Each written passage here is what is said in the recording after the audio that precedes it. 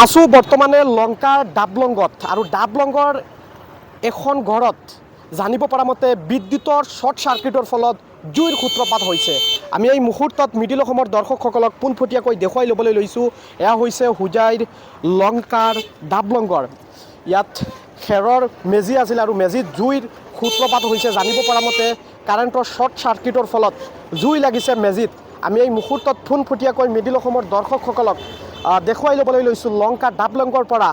আমি এই মুহূৰ্তত দেখুৱাই ল'বলৈ লৈছোঁ ইয়াত খেৰৰ মেজি আছিল আৰু মেজিত কাৰেণ্টৰ শ্বৰ্ট চাৰ্কিটৰ ফলত তাৰৰ লাইন গৈছে আৰু তাৰ পৰা শ্বৰ্ট চাৰ্কিট হৈছে বুলি জানিব পৰা গৈছে। আমি এই মুহূৰ্তত মিডিল অসমৰ দৰ্শকসকলক বৰ্তমানৰ পৰিৱেশসমূহ দেখুৱাই ল'বলৈ লৈছোঁ। এয়া হৈছে লংকা ডাবলংগৰ পৰিৱেশ আৰু লগে লগে অগ্নি নিৰ্বাপকৰ যি দল আছিল সি ঘটনাস্থলীত উপস্থিত হৈছে। আমি এই মুহূৰ্তত দেখুৱাই ল'বলৈ লৈছোঁ, প্ৰত্যক্ষ কৰক।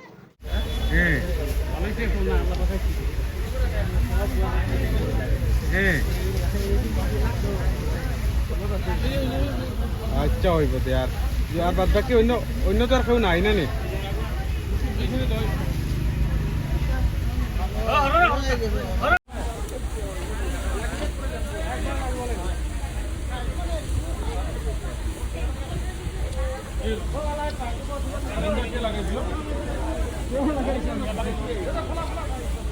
জলদি কৰো ভাই।